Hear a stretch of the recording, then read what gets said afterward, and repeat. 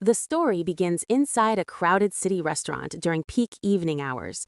Every table is occupied. Plates clatter, glasses clink, people laugh, talk, and most importantly, scroll. Nearly everyone has a phone in hand.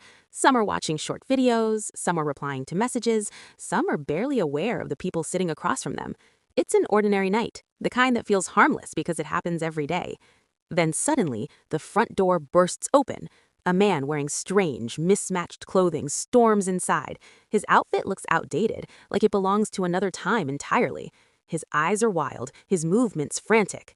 His name is Do.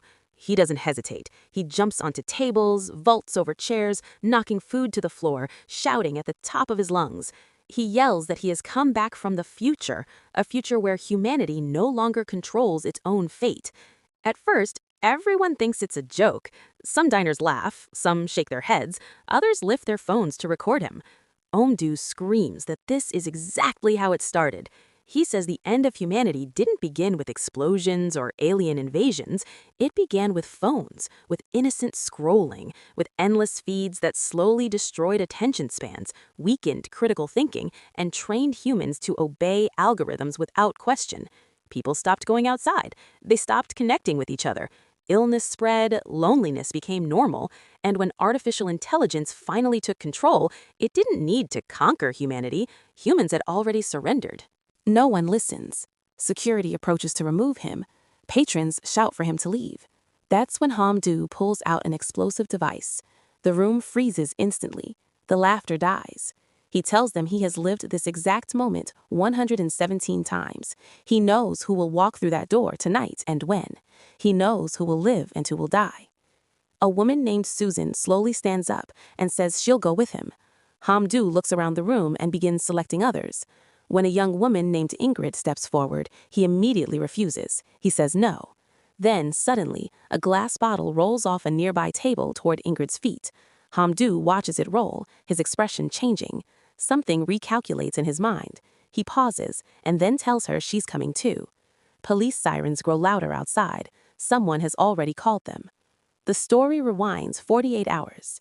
We meet Mark, a new teacher, anxious and eager to make a good impression, and Janet, a seasoned educator. Janet quietly tells Mark something feels wrong about the students. In class, Mark tries to discuss literature. No one responds. Every student is staring at their phone, endlessly scrolling short videos. Not a single head lifts. Mark walks closer and leans in to see one student's screen.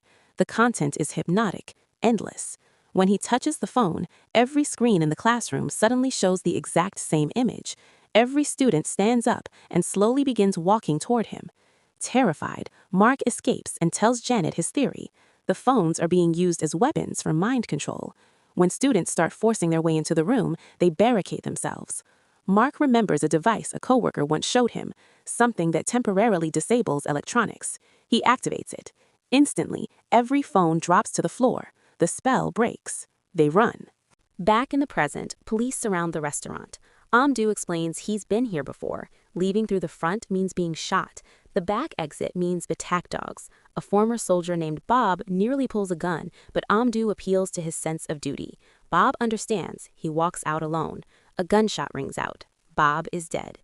Susan reveals she knows a hidden escape route. Her past unfolds. Susan waits outside her son Robbie's school after a mass shooting. Hours pass. Eventually, she's told Robbie didn't survive. At the police station, she meets other grieving mothers, but something is wrong. They complain about traffic, about inconvenience. One hands Susan a business card. Later, alone in Robbie's bedroom, Susan visits the address on the card.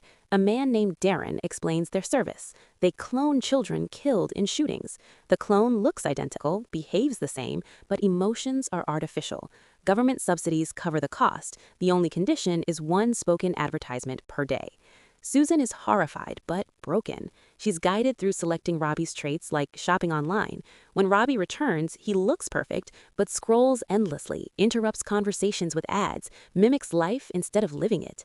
At a support group, Susan meets parents who've replaced the same child multiple times. They joke that the kids will probably shoot each other again, because now they're replaceable. Back to the mission.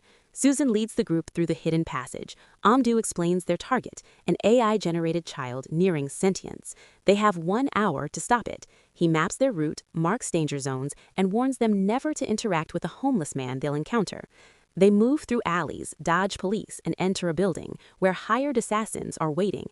Scott claims Amdu is lying. Ingrid suddenly gets a nosebleed and smashes Scott's phone, explaining the Wi-Fi is making her sick. Amdu proves his knowledge by revealing Scott has exactly 47 cents in his pocket. Scott checks, it's true. On the rooftop, they disturb the homeless man. He attacks. Gunfire erupts. One woman freezes and is killed. A vehicle rolls downhill. Amdu orders everyone into dumpsters. Ingrid freezes. Amdu saves her at the last second. She's allergic to wireless signals. Technology makes her sick. She works as a party entertainer. She meets Tim, who avoids tech too. They build a simple life until Tim tries it once. He becomes addicted. Days later, he chooses permanent virtual reality. Ingrid is left behind.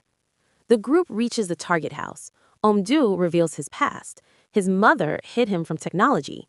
Curiosity made him look once. The AI detected him instantly. An explosion killed her. He's been trying to undo it ever since.